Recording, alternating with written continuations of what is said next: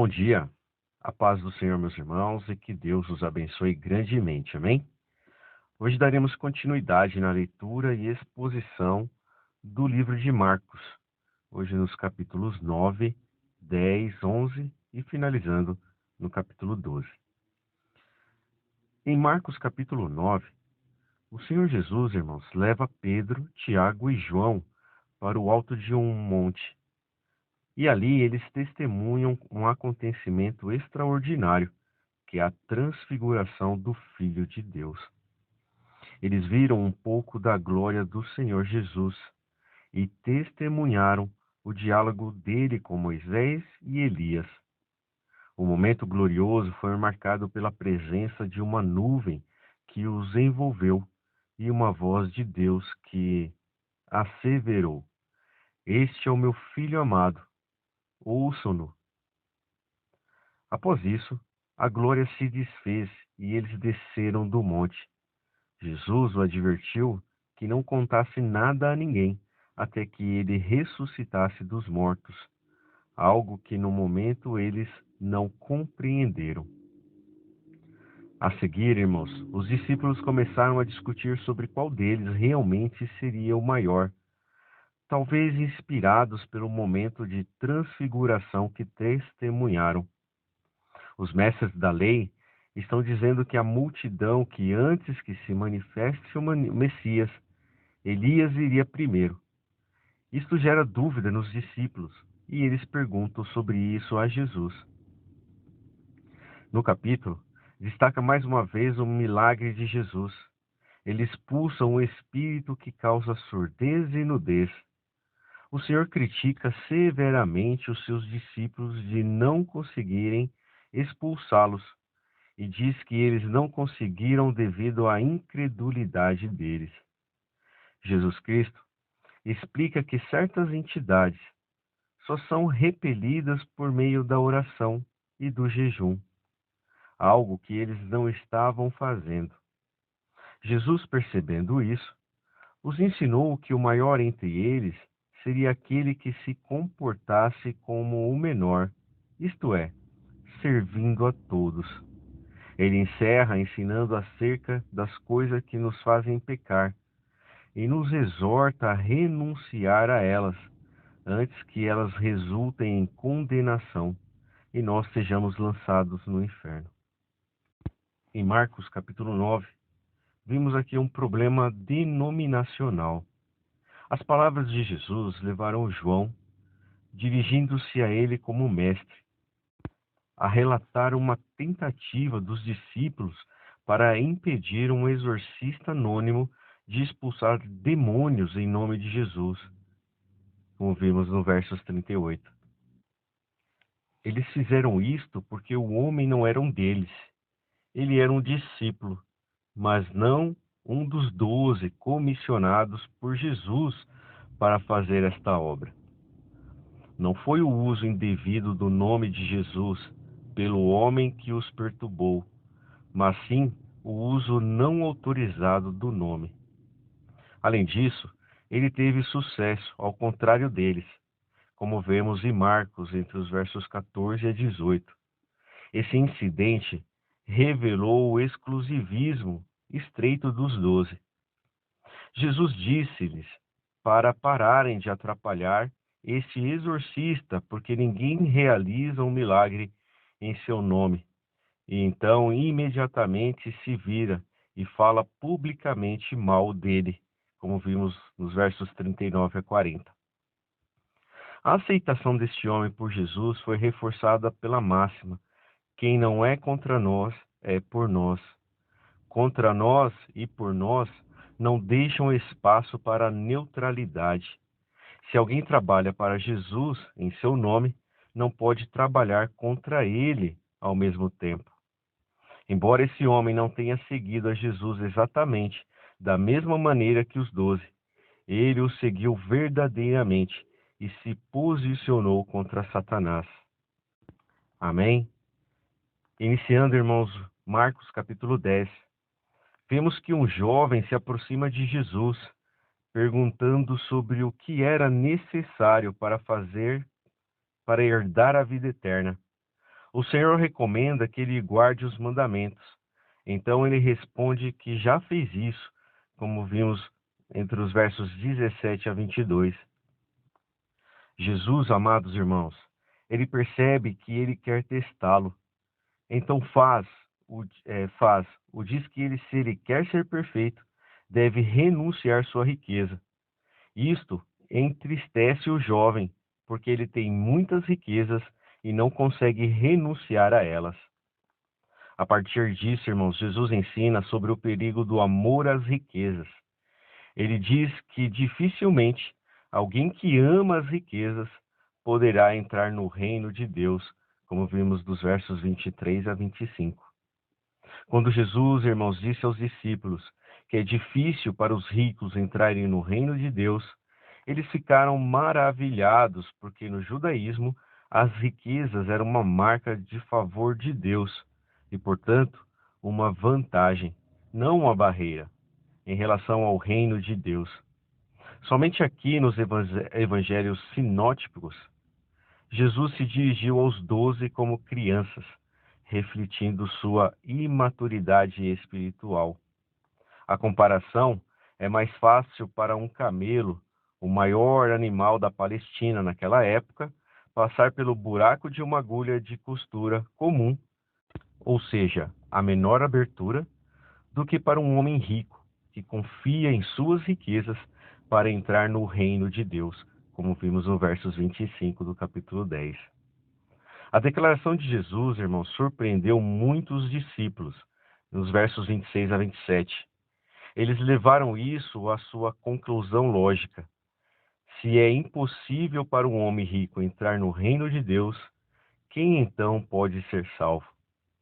Jesus compensou a preocupação deles, declarando que a salvação é impossível para os homens, além de seu mérito ou realização humana, mas não para Deus.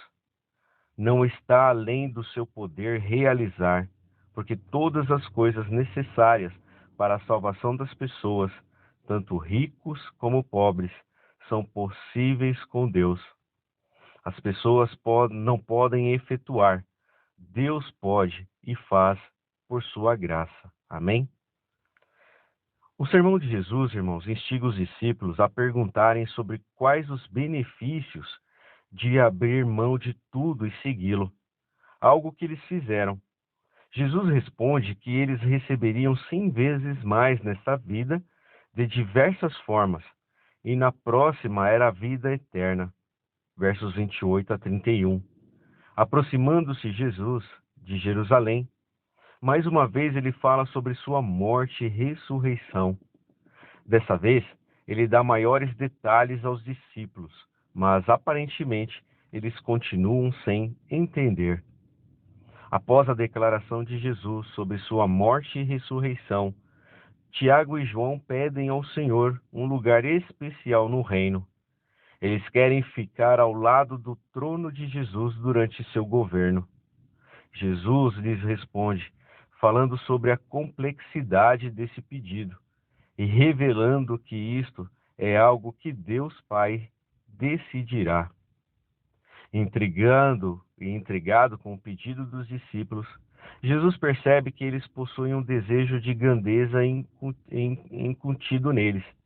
Isso motiva a mais um sermão, como vimos do versos 42 a 45. Ele deixa claro que no reino de Deus as coisas funcionam de maneira diferente. Sendo assim, o segredo da grandeza no reino é o serviço. Quanto mais você servir, maior será. Marcos, então, encerra o capítulo, relatando mais um milagre, a cura de Bartimeu, o cego de Jericó. Enquanto o Senhor passava, Bartimeu ouviu e se pôs a gritar. Jesus, como sempre, não desprezou seu clamor e atendeu o seu pedido. Essa última entrada de Jesus em Jerusalém marca o início da semana da sua crucificação.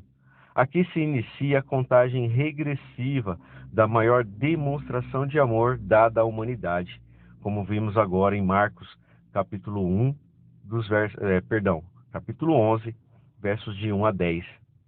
É o momento, irmãos, em que Deus se fez homem, viveu entre nós, conheceu nossas dores e se entregou como sacrifício de expiação perfeito pelos nossos pecados. No Marcos 11, vimos que muitos estudiosos fazem a interpretação simbólica deste milagre de Jesus. A aplicação prática e pessoal é a de que não podemos apenas ter aparência de cristãos. As pessoas esperam que nós tenhamos frutos para alimentá-las. Elas querem vir até nós e encontrar paz que o mundo não tem, como vimos dos versos 11 a 14 do capítulo 11. Nos nossos dias, irmãos, os cristãos são tão ansiosos ou estressados como qualquer pessoa. Não inspiram a presença de um Deus real e pessoal em suas vidas. A esses está reservado o mesmo fim da figueira cheia de folhas. Vimos também, entre os versos 15 a 18, a casa de oração. Durante a Páscoa, muitas pessoas vinham de todas as partes a Jerusalém para oferecer sacrifícios e ofertas agradáveis a Deus. Na ocasião, muitas delas também entregam o dízimo anual. Devido à distância, a grande maioria trazia apenas o dinheiro, deixando para comprar no templo o animal correspondente ao seu dízimo ou oferta. Esses animais eram vendidos no templo pelos cambistas, que tinham acordo com os sacerdotes.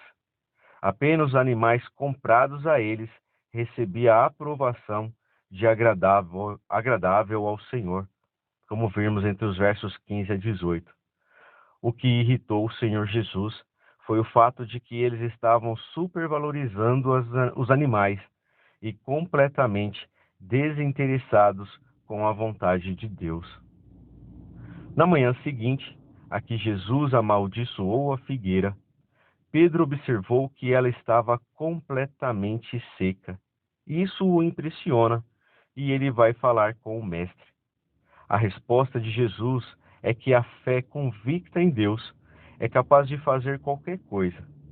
A mensagem de Jesus é que qualquer um que creia sinceramente não considera nenhum problema ou dificuldade impossível de se resolver.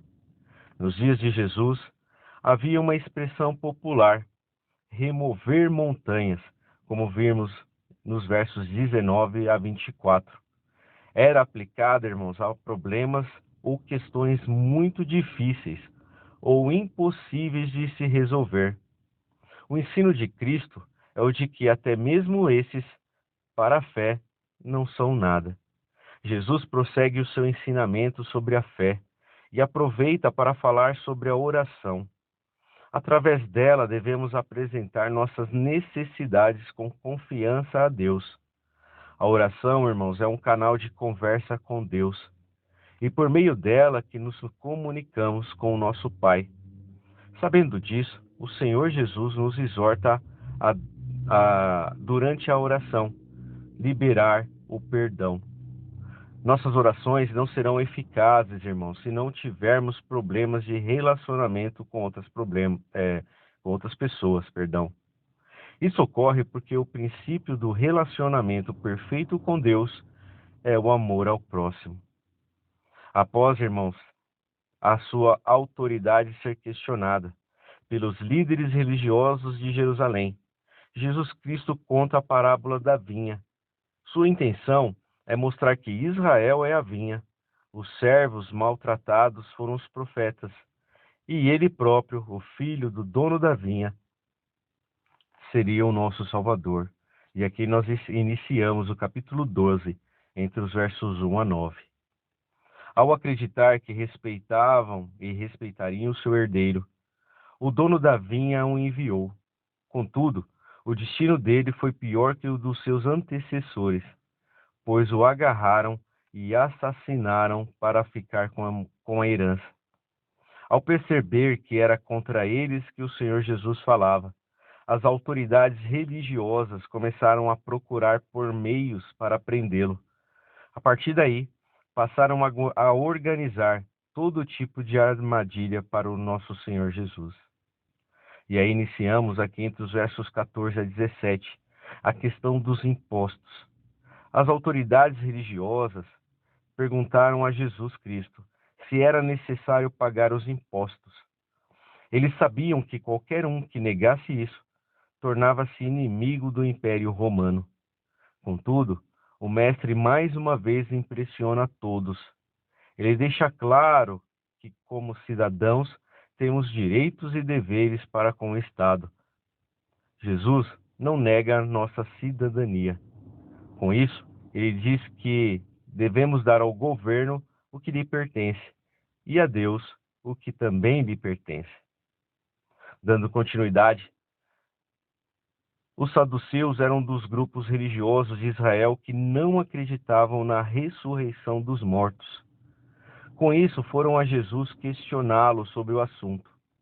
A resposta do mestre é esclarecedora e mostra a soberania de Deus, como vimos no capítulo 12, entre os versos 18 a 27.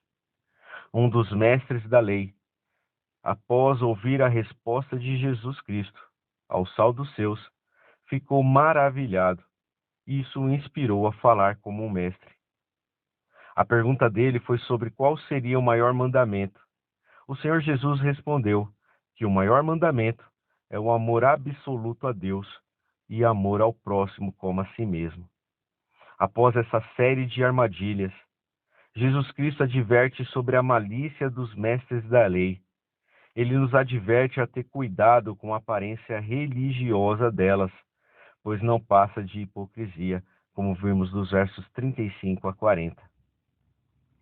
Marcos capítulo 12, irmãos, vimos a oferta da viúva. Em contraste com muitas pessoas ricas que deram grandes quantias, uma viúva pobre não identificada deu moedinhas. Para seus leitores romanos, Marcos declarou seu valor em termos de moeda romana, ou seja, uma fração de 1 centavo. Com solenes palavras introdutórias, Jesus disse que ela deu mais do que todas as outras, como vimos em Marcos 40, versículo 43 a 44. O motivo é que os outros deram de suas riquezas materiais a um custo pequeno para eles, mas a viúva de sua pobreza deu tudo. Proporcionalmente, ela deu mais, tudo o que ela tinha para viver. Ao dar a Deus com sacrifício, ela confiou completamente a Ele para prover suas necessidades. Ela poderia ter guardado uma moeda para si, uma regra rabínica, afirmando que uma oferta de menos de 2 leptas não era aceitável, por causa de seu valor insignificante. Jesus usou o exemplo dela para ensinar aos discípulos o valor que Deus dá ao compromisso de todo o coração. Amém. Seu próprio compromisso, irmãos, com Jesus, logo seria severamente testado.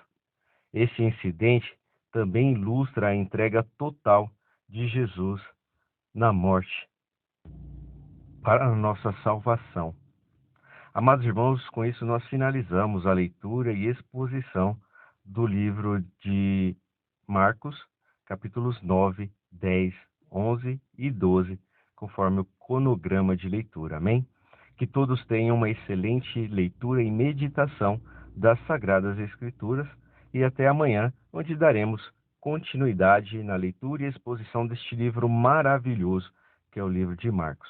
Fiquem com Deus e um forte abraço.